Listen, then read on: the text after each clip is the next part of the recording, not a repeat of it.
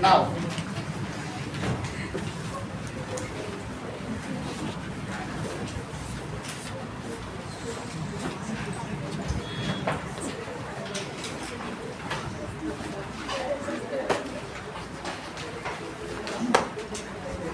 In figure, सवाल ध्यान से देखिए तो उसका आंसर दीजिए। इन फिगर, वीडियो ऑन कर दीजिएगा। दिया गया है A B C D and E F. हो सकता है इसमें थ्योरम 6.6 का यूज हो। A B C D E F, these are X Y and Z.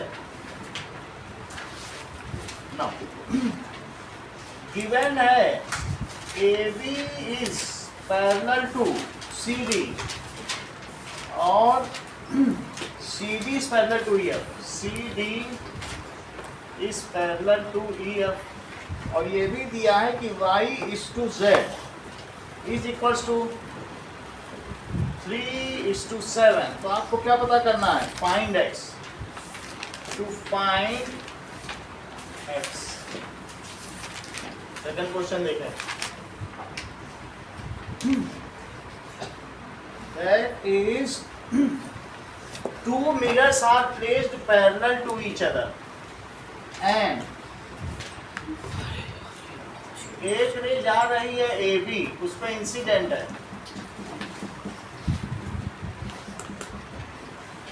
A B C D. तो आपको ये प्रूव करना है कि गिवन क्या है कि P Q is parallel to R S. To prove AB is parallel to CD. Now, question number 3 में कुछ चीजें दी हैं जो इस डायग्राम में बनी हुई हैं।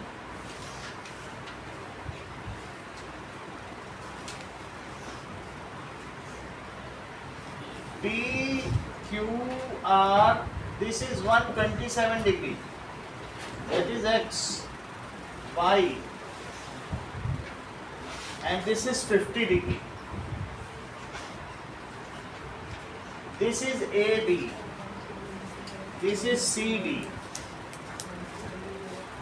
Given है AB is parallel to CD, ये given है कि AB is parallel to CD. To find, पता क्या करना है?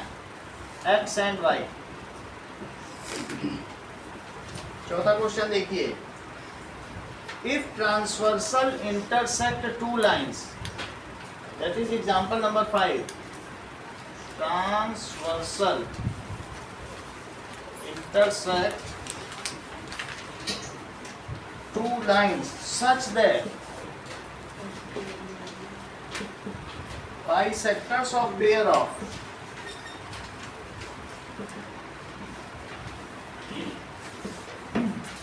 corresponding angles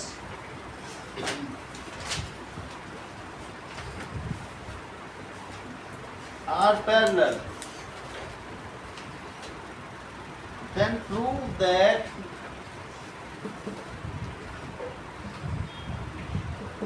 two lines are parallel.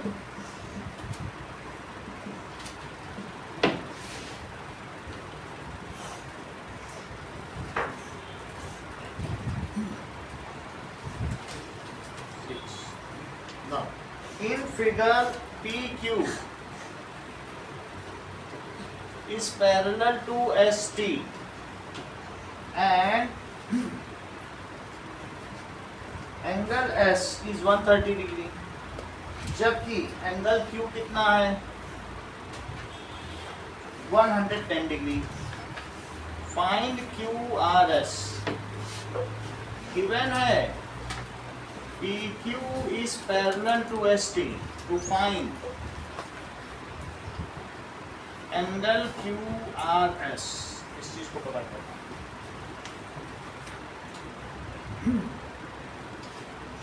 Now next question is, दो लाइन दी हुई हैं,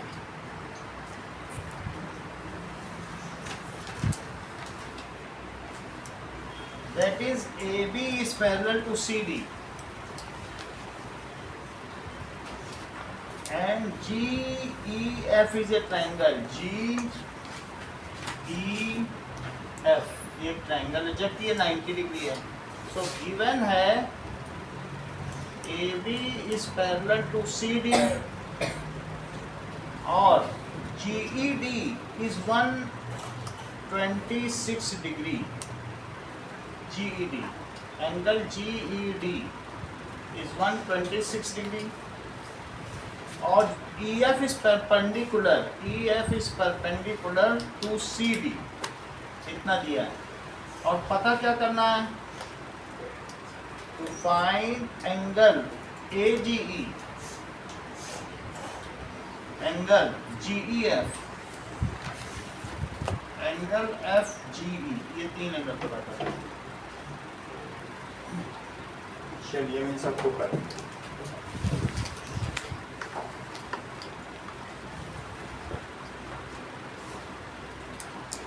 now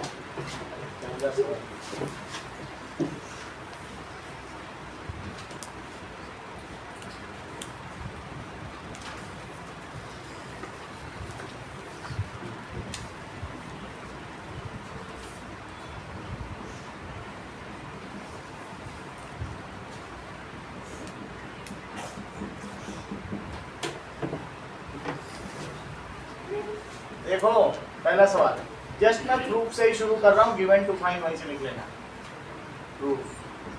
प्रूफ में AB is parallel to CD is parallel to EF. तो भाई if two lines are parallel, ठीक है, two lines क्या हो? is parallel to third line, then these are parallel to each other. Parallel to a given line. Then these lines are parallel to each other. ये theorem 6.6 है. Parallel to each other. इस वजह से मोहजिद कौन सी line parallel हो जाएंगी? मोहजिद था ही नहीं.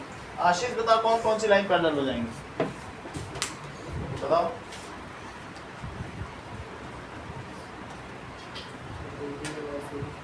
AB और CD. तुम्हारा सिर्फ उतारने पे ही ध्यान है, उतारने से ऊपर सोची नहीं. हाँ बोलो sir. AB parallel to EF. सही है. AB is parallel to EF. उतारना तो है, समझना भी है. दिमाग समझने में बताओ. हाँ उतारना. AB is parallel to EF. AB अगर parallel to EF हो गई तो ये मुझे बताओ कि x z के क्यों इक्वल हुआ? Avish alternate interior angle. Alternate interior angles. और y is to z ये कितना दिया है? 3:7. तो late y is equals to 3a और z कितना हो? 7a. ऐसा क्यों किया? क्योंकि y by z कितना दिया है? तो गिवन क्या है बोलो? y by z दिया है 3/7. तो उसी से मैंने 3a और 7a ले लिया. अब मुझे बताइए कि x plus y अभिनव कितना है और क्यों है? 180. क्यों है? Co-interior 180 degree. That is co-interior angles. x की जगह तुम क्या लिख सकते हो? क्या ऐसी कोई इक्वेशन है कि x की जगह कुछ लिखा जा सकता हो? x is equal to z हो गया. सही है. 7a. तो z plus y it is 180 degree. that is from equation number 1. लेकिन z को तुमने क्या माना है?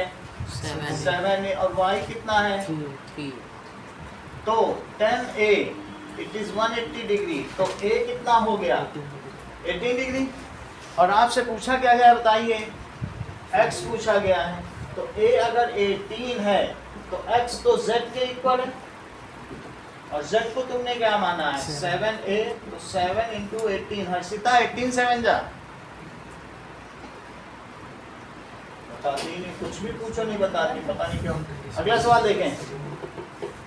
ठीक है. TQ is parallel to RS. PQ किसके पैरेलल है? RS के पैरेलल है. तो तो आपको क्या प्रूव करना है, ये दोनों मिरर है, ऐसे रखें, मिरर एक से टकराया, लाइट ऐसे गई फिर ऐसे गई, तो जाने वाली रे और यहाँ से भी जो रिफ्लेक्ट है ये पता करो पैरेलल, ये इसके पैरेलल दीपिका तुमको प्रूव करना है।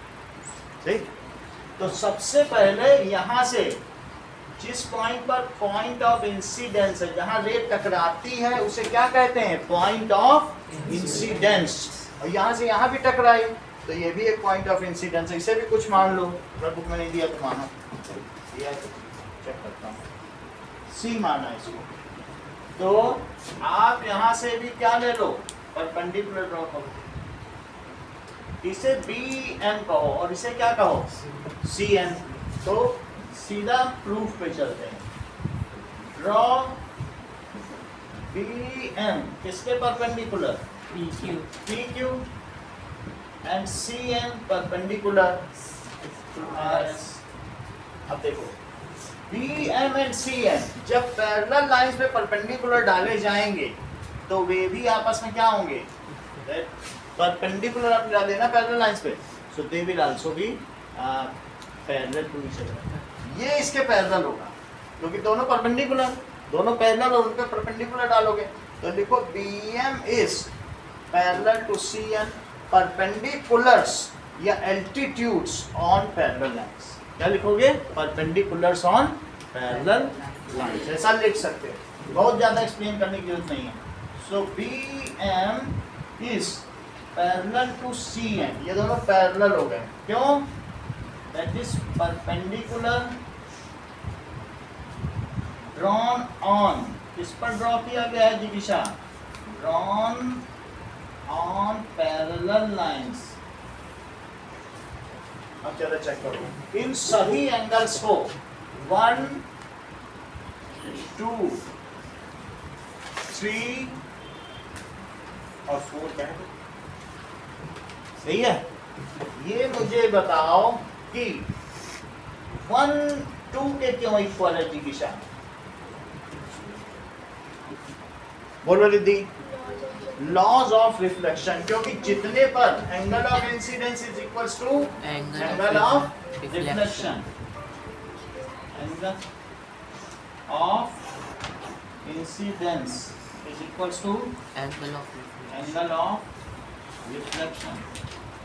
ये इंसिडेंट रे है और ये रिफ्लेक्टेड रे है, तो जो आने वाला एंगल है परपेंडिकुलर से जो बनता है वो एंगल ऑफ इंसिडेंस है, और जो जाने वाला एंगल है उसे एंगल ऑफ रिफ्लेक्शन कहते हैं, दोनों इक्वल होते हैं, और यही लॉ ऑफ रिफ्लेक्शन भी है। तो that is law of reflection, क्या चीज़ है, लॉ ऑफ, आप लॉ ऑफ रिफ्लेक्शन लिख दीजिएगा, बाकी तो बताने के लिए मैंने बताया।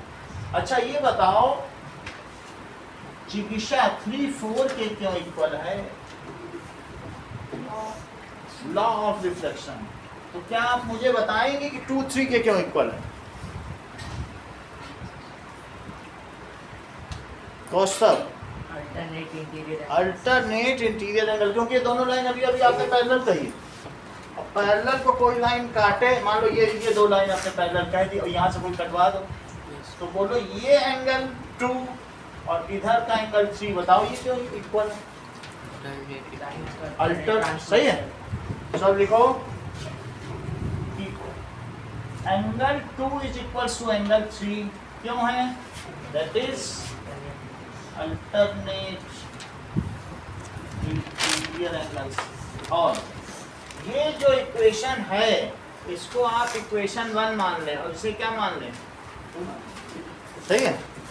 अब मुझे बताओ कि डबल ऑफ इक्वल्स क्या वो भी डबल होते हैं, double of same things are equal to each other, तो 2 टाइम्स एंगल 2 किसके इक्वल होगा, 2 times of angle 3, that is double of same thing are equal to one other. तो 2 से मल्टीप्लाई कर दिया, सिंपली क्या किया, दोनों तो 2 से मल्टीप्लाई कर दिया। इसको क्या लिख सकते हैं उमेश, क्या 2 + 2 लिख सकते हैं, और इसे क्या लिख सकते हैं 3 + 3, इस 2 की जगह क्या लिख दें, एंगल 1, क्या लिख दें बोलो, और इस 3 की जगह क्या लिख दें, ठीक है, तो इसकी जगह लिख दो एंगल 1 और इसकी जगह क्या लिख दो, ऐसा मैंने किससे किया, फ्रॉम इक्वेशन 1 एंड अब बताओ 1 + 2 क्या है, यहाँ से चेक करके बताओ। क्या ये ABC है? 1 + 2 एंगल क्या है? और 3 + 4 क्या है? So that is angle ABC. It is equals to angle BCD. अब मुझे बताओ कि अगर कोई तुमसे कहे कि ये एंगल इसके इक्वल है, ये ABC है और ये क्या है? BCD, तो तुम कहोगे अरे ये तो अल्टरनेट इंटीरियर एंगल्स हैं, but these are alternate interior angles. और जो हमने 7 थ्योरम्स बताई थी उसमें ये भी था कि if alternate interior angles are equal then the lines are parallel हो जाएंगे। देखो but these are, लेकिन ये क्या है? but these are alternate interior angles. So कौन सी लाइन पैरेलल हो गई? AB is parallel to, और ये जो BC और ट्रांसवर्सल हो गई। AB is parallel to CD। नीचे तक का पूरा आ रहा है बिना, देखो ये पूरा आ गया ना, सही है। अब देखो अगला सवाल देखना सर। हाँ बोलो। एक स्टेप समझ में नहीं आया। हाँ? एक स्टेप समझ में नहीं आया मुझको। एक स्टेप समझ में नहीं आया। हाँ बताओ कौन सा? जो आपने किया ना, एंगल 2 + एंगल 2, वो ये वाला ना, यस 2 times of x, अगर 2 times of y है तो 2 times of x को लिख सकते हो कि x + x, यस सर। और 2 times of y को y + y। किसी भी चीज़ का अगर 3x होता तो x + x + x, 3 times 3 times यही चीज़ होता है, तो 2 times of एंगल 2, तो 2 + 2। समझ में आ गई बात? ठीक है, अगला सवाल देखिए। नाउ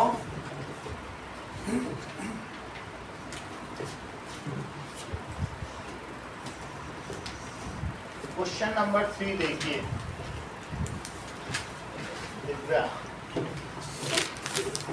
क्या सवाल कहा गया है? कहा गया है कि AB और CD आपस में क्या है? AB और CD पैरेलल हैं। देखो AB और CD, that is Q, R और P. This is 50 degree. This is Y और this is 127. Okay, और this is X. ये मुझे बताओ कि APR और PRP, क्या ये दोनों APR और PRP क्या ये अल्टरनेट इंटीरियर एंगल है? अब इसलिए कुछ सोल्यूशन करना है। APR और PRD, इसका सोल्यूशन देखिए। APR it is equals to PRD. These are alternate interior angles. तो APR की जगह दीपिका क्या लिखा जा सकता है?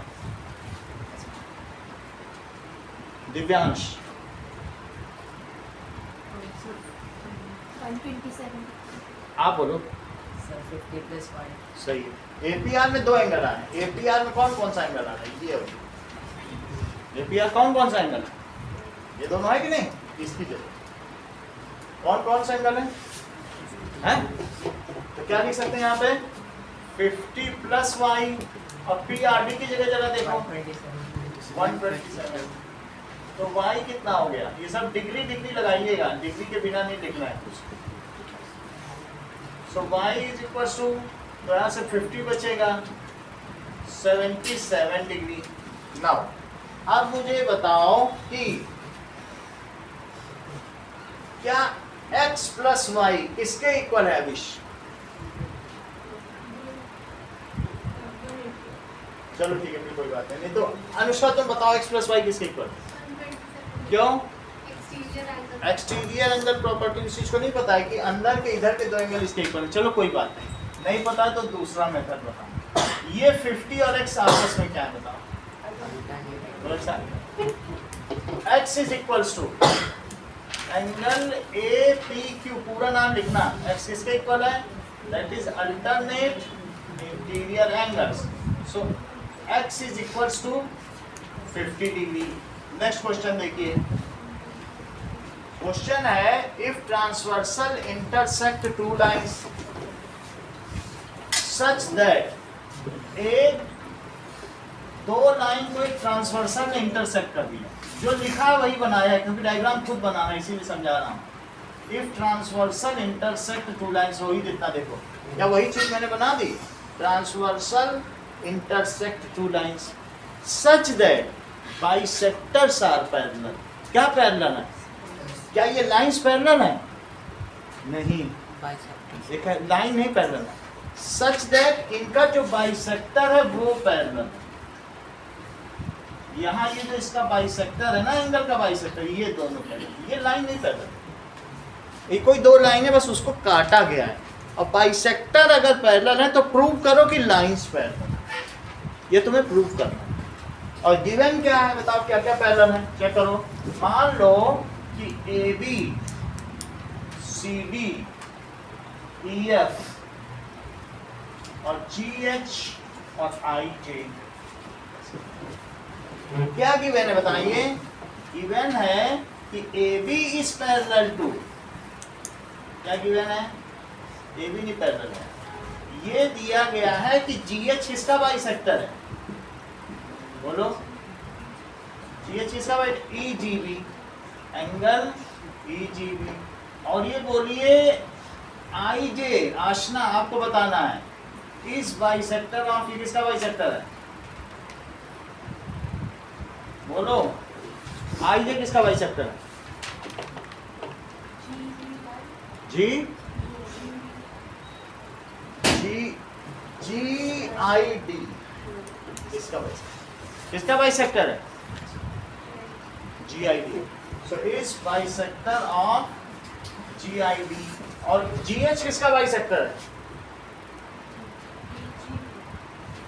सही है, आ गया आपको? सही है। अब देखो तो तुम्हें और भी कुछ चीज दी है, बता सकते हो प्रियांशु और क्या चीज दी है? ये तो दिया है कि ये इसका बाइसेक्टर, और ये और क्या दिया है? E G B equals E I D corresponding E G B. ऐसा कुछ नहीं दिया है। क्या दिया है प्रभात बताओ, और क्या दिया? G H is parallel. सही कह रहे हैं। ये भी गिवन है कि G H is parallel to I J. To prove, Prabhat क्या प्रूव करना है? A B is parallel to C D. अब इसका प्रूफ देखिए। यहां बताओ कि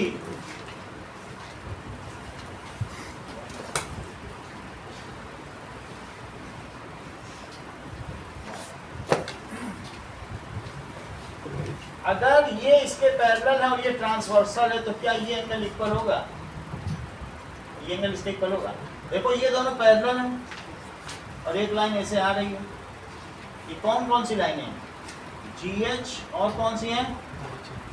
अच्छा ये पैरेलल है तो क्या इफ लाइंस आर पैरेलल तो क्या करस्पॉन्डिंग एंगल्स इक्वल होते हैं? एक ये तो भूल जाओ, ये अपने मन में न रखो कि कोई लाइन है, बस यही मुख्य ध्यान रखो। तो ये दोनों तो करस्पॉन्डिंग हुए, सही ना? तो क्या लिख देंगे कि that is angle E G H is equals to angle G I J. जिज्ञासा ऐसा क्यों होगा? Corresponding angles, corresponding. अब देखो तो क्या 2 times of E G H 2 times of G I J होगा? दोनों तरफ 2 कर दिया तो इसका डबल क्या होगा? जबकि ये दोनों सेम ही है तो इसका डबल अगर किया जाए तो क्या हो सकता है? ईजी भी, क्योंकि बाइसेक्टर है। बाइसेक्टर तो किसी चीज को हाफ ही करता है। तो अगर मैं डबल लिख रहा हूं तो आप इसकी जगह क्या लिख सकती हैं जिज्ञासा? सही, तो इसकी जगह आप लिख सकती हैं ई जी बी और 2 टाइम्स ऑफ जी आई जे को क्या लिख सकते हो? इसके 2 टाइम्स को ये that is angle G I D. और इसका रीजन क्या दिया जाएगा? That is from equation 1 and 2। इसमें इक्वेशन 1 2 डाल देना, वही दिखा देना। भाई बाइसेक्टर है तो मैंने लिखा, इसका तो डबल ही हुआ ना, हाफ का तो डबल फुल हो जाता है। तो क्या लिख दोगी? From equation 1 and 2। अगली लाइन बताओ जिद्दी, आगे करें। इन्होंने बता दिया कि भाई ये अगली और ये बोल दिया कि इक्वल है, ये पूरा एंगल इसके इक्वल है। तो अब अगर ये एंगल इसके इक्वल हो जाए, कोई कह दे जैसे इन्होंने जिकिशा ने बताया सर ये एंगल अब इसके ऊपर हो गया है, कौन सा एंगल? फुल के। तो but these are corresponding angle, so सही है, but these are corresponding angle, so कौन कौन सी लाइंस पैरेलल होंगी बोलो? A B is parallel to, ये पूरी वाली लाइन पैरेलल हो जाएगी है ना, ये तो यहाँ तक आ रही ना पीछे तक, तो A B is parallel to C D.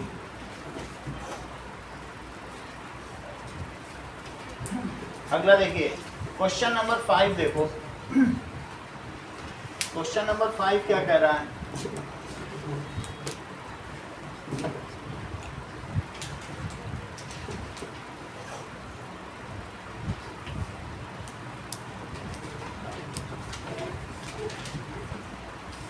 It is given that इस डायग्राम में है क्वेश्चन 5 कि PQ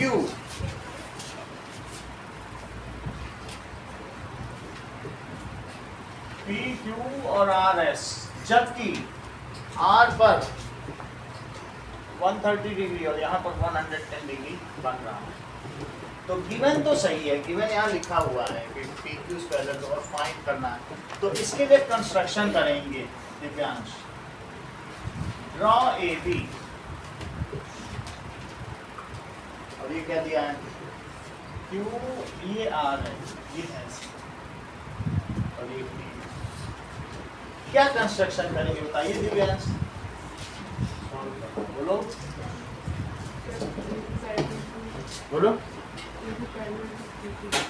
पैरेलल टू बताते ही आप बताओ।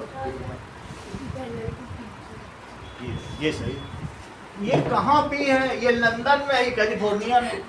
लंदन को कैलिफोर्निया से जोड़ दी तो कौन सी? थेम्स नदी से जोड़े क्या? लंदन में थेम्स रहती। चल draw A be passing through, किससे पास कर रहा है? आर और एंड पैरेलल किसके करो? किसी एक के करो, क्योंकि अभी तुम्हें यहाँ थ्योरम 6.6 लगानी, थ्योरम 6.6 लगानी पड़ेगी। तो अब आपने दिखाया कि ए बी तो हमने पैरेलल कर दिया पी क्यू के, ये बाई कंस्ट्रक्शन है। और बताओ पी क्यू खुद किसके पैरेलल है? एस टी, ये तो गिवन है। और इससे क्या इंप्लाई होता है? अगर दो लाइंस एक ही चीज के पैरेलल होती हैं, A B parallel to S T भी होगा, ऐसा थ्योरम 6.6 से हो जाएगा।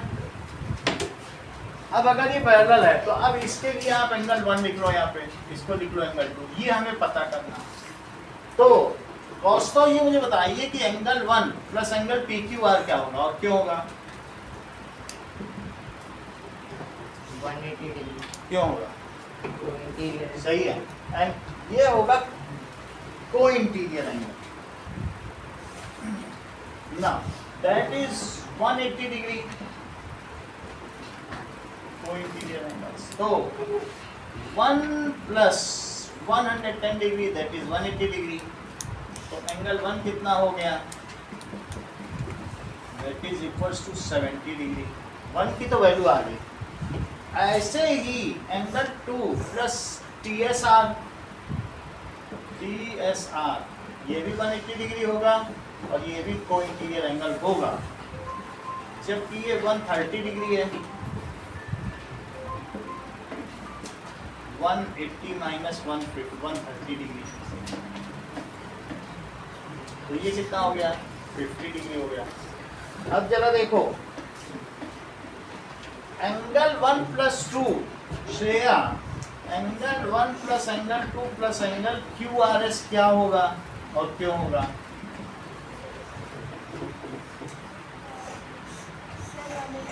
क्यों?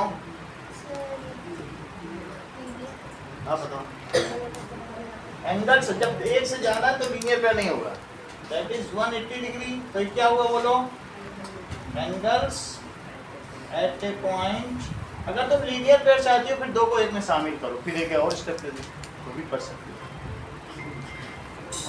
लाइन अप का इम्पोर्टेंट कॉल आ रहा है, मीटिंग अटेंड करने जाते हैं। अच्छा,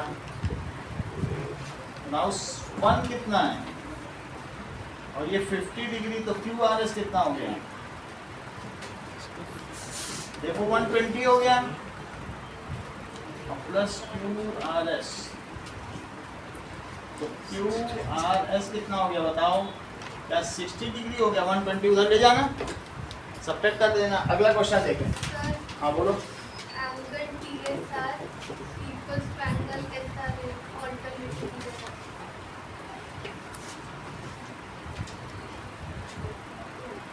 एक इन्होंने नया बता दिया, बोले ये पूरा ले लो सर और इसके कर, ये भी सही है।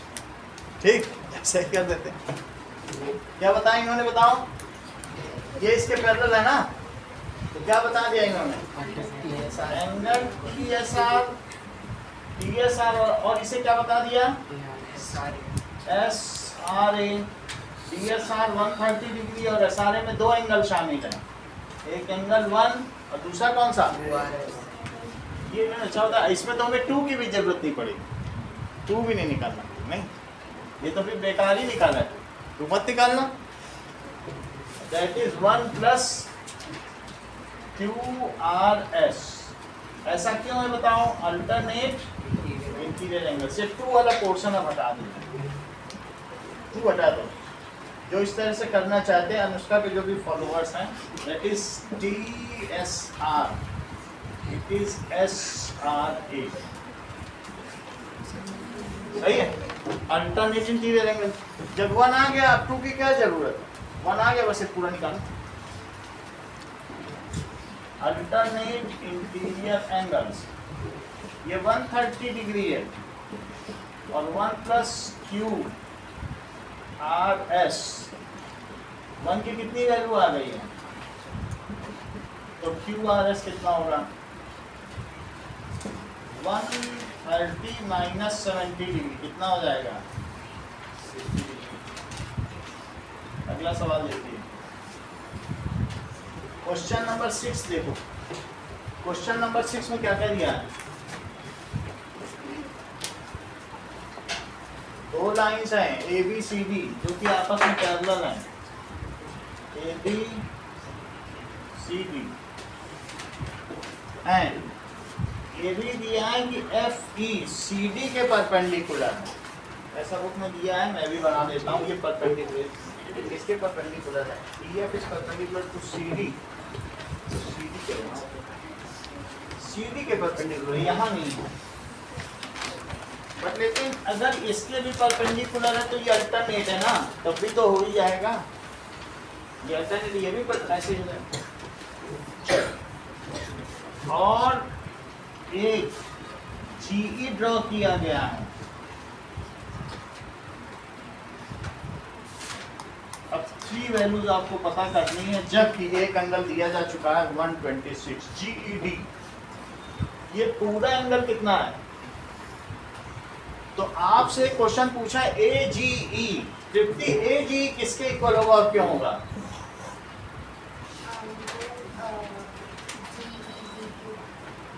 GED that is equals to 126 degree.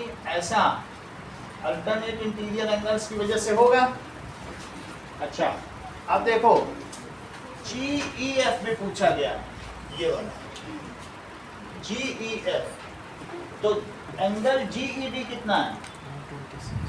126 degree. लेकिन ये 2 एंगल का सम है। कौन कौन से एंगल है? GEF और प्लस 90, दूसरा एंगल तो 90 है ही है, 126 डिग्री। ऐसा क्यों लिखा? क्योंकि EF इज परपेंडिकुलर, किसके परपेंडिकुलर है? CD, इसलिए 90 लिख दिया। ये 90 है कि नहीं? तो GEF कितना हो जाएगा? माइनस करो तो कितना हो जाएगा? 36 आ गया। GEF अगर 36 आ गया दिव्या तो FGE को तुम कैसे पता करोगी? ये अच्छा, ये तुम्हें एंगल पता चल गया क्या? अभी अभी पता चला है। इन दोनों को लीनियर पेयर कर दो तो बोलो AGE, एंगल AGE और प्लस एंगल FGE, वो मिला के कितना हो जाएगा? Angle FGE it is 180 degree. क्या चीज? एडजेसेंट एंगल में फिर 180 नहीं लिख पाओगे, लीनियर पेयर लिखोगी तभी 180 लिख सकते हो। एक लाइन पे जब रे स्टैंड होती है तो लीनियर पेयर होता है। और ये कितना है? FGE, तो FGE कितना हो जाएगा? 180 माइनस 126, तो कितना हो जाएगा? 54 degree. Now this is 54 degree. अगला क्वेश्चन है कि अब देखिए,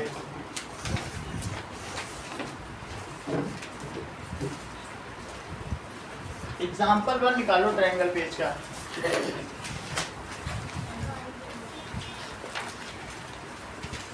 That is given है OA is equals to OB। देखो क्वेश्चन में क्या दिया है? OA is equals to OB, ये लाइन है। और भी कुछ दिया है, OD is equals to OC, OD is equals to OC, सही है? चलो, और साथ में you have to prove question number 7। तो गिवन क्या है? OA is equals to OB, OD is equals to OC, OD और OC भी इक्वल। To prove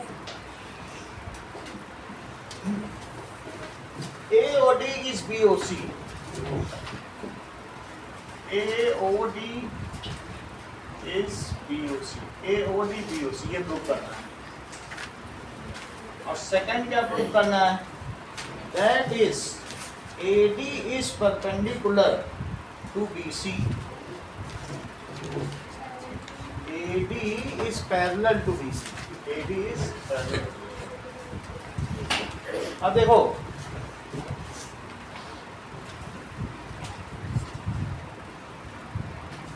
जो नए लोग हैं, दीपिका थोड़ा सा आपके लिए बता दें तो फिर हम आगे चलेंगे कि देयर आर सम क्राइटेरिया। इसको सॉल्व करने के पहले कुछ क्राइटेरियाज हैं। There are some criteria for congruency. Congruency का मतलब है कि जब दो फिगर्स बिल्कुल ओवरलैप कर जाएं तो उसको क्या कहते हैं? Congruent figures. पहला है SAS। SAS में क्या होता है? दो ट्रायंगल्स जिनकी दो साइड ये इसके इक्वल हो, ABC और DEF, और ये इसके इक्वल हो और बीच का एंगल इक्वल हो जाए, तो फिर तीन चीजें इक्वल हो। वैसे इस क्राइटेरिया में तीन इक्वल हो तो ये मान लिया जाएगा कि ये इसके ऊपर रखो तो बिल्कुल एग्जैक्ट आ जाएगा। क्या माना जाएगा बताओ? तीन चीजें होनी चाहिए। तो अगर इफ इन कौन सा ट्रायंगल, ऐसे लिखना पड़ता है ABC, तो इसमें क्या लिखना पड़ेगा? उसी ऑर्डर में लेना पड़ेगा। एंगल सिंगल लाइन खाली लाइन, तो उसी तरीके से जैसे एंगल सिंगल लाइन खाली लाइन उसी ऑर्डर में। ये नहीं कि इधर ABC लो इधर DFE नहीं ले सकते, वही चलना पड़ेगा जैसे इसमें वैसे इसमें। एंड क्योंकि उनका करस्पॉन्डिंग पार्ट्स होता है तो DEF। अब ये देखो AB किसके इक्वल है? AB बताइए संजना, AB DE के इक्वल है कि ED के इक्वल है? बोलो संजना। जो AB है दीपिका, वो DE के इक्वल है कि ED के इक्वल? बोलो।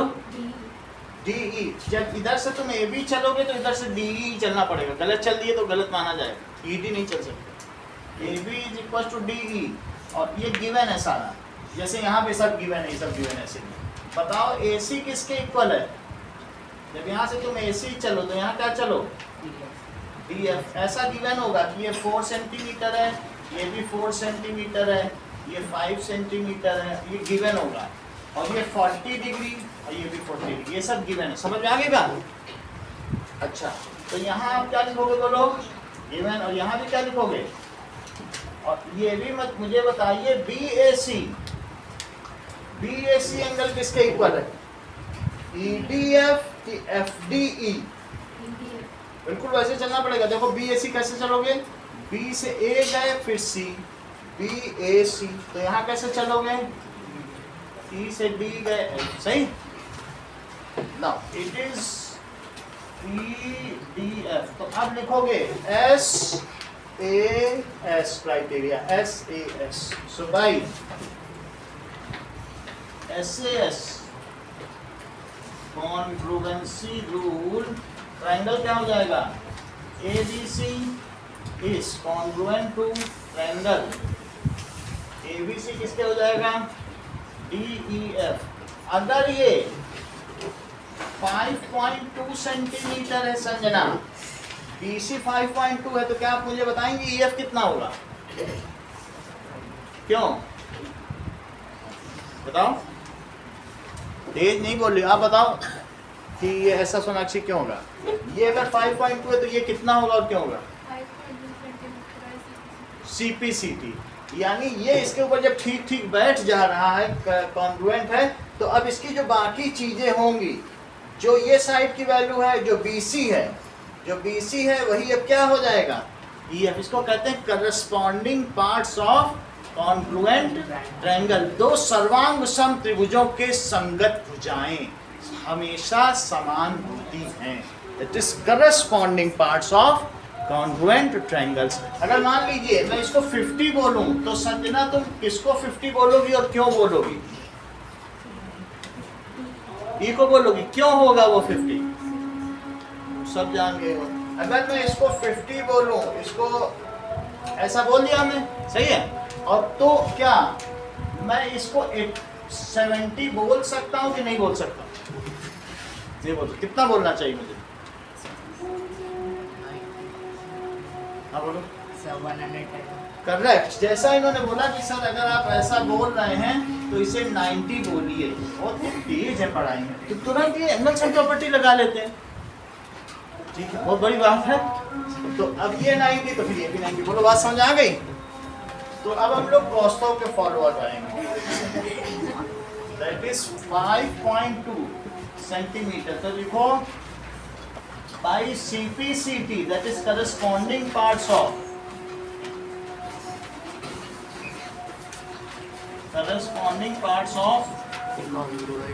Congruent triangles. क्या हो जाएगा बोलो? BC किसके इक्वल हो जाएगा? बोलो, बात समझ में आ गई? अब हम इस सवाल को करेंगे। इसको कैसे करें? देखिए, बिल्कुल वही प्रॉपर्टी लगाएंगे SS की। सबसे पहले प्रूफ देखो, जिज्ञासा प्रूफ कराओ, पेन पाओ, कराओ proof.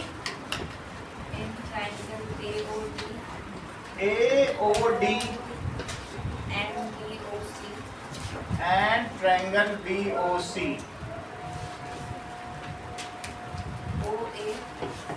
OA equals to OB, आगे बोलिए।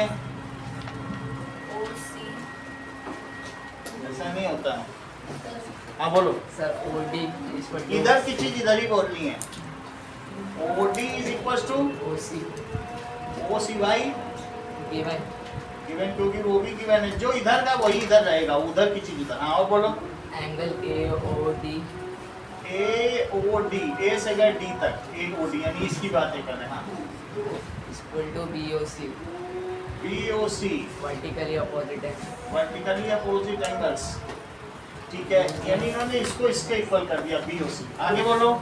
Using SAS SAS congruency criteria congruency criteria, triangle AOD congruent to triangle BOC।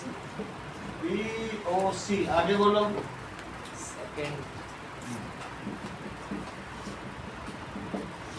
AD parallel to BC. AB is parallel to BC. हाँ बोलो. Angle DAB. Angle DAO. DAO. Angle DAO Equal to angle CBO. Angle CBO, यानी इसको ये इसके equal करना है. ऐसा क्यों? Alternative interior. Alternative interior angle. Niket आप बोलो. अल्टरनेट इंटीरियर ये भी तेज है, तेज निकले. आप बोलो. CPC. ये लोग मान के ही बैठे कह रहे ये तो पैरेलल है, ये जबकि प्रूव करा रहा है. ये पहले ही मान लिया पैरेलल है. पैरेलल होता तो प्रूव ही क्यों करना पड़ता. ये CPC इसके CPCT से आया कि इसका जो एंगल A है वो किसके इक्वल होगा, उसके B के होगा. यही तो CPCT है. और बोलो जब अल्टरनेट इंटीरियर एंगल इक्वल होते हैं, एक तुमको 7th थ्योरम सिखाई थी, तो वो CPCT से alternate interior, but these are alternate interior angles. So इसलिए तो फिर लाइंस क्या होती है, पेन मिलने वाला था, ये गड़बड़ी कर गए लास्ट ही में पूरा करा. तो बट दीज आर, लेकिन ये क्या है, these are alternate interior angles. तो क्या हो जाएगा, सो DAO किधर है, so AB is parallel to BC. ये प्रूफ करना है. चलो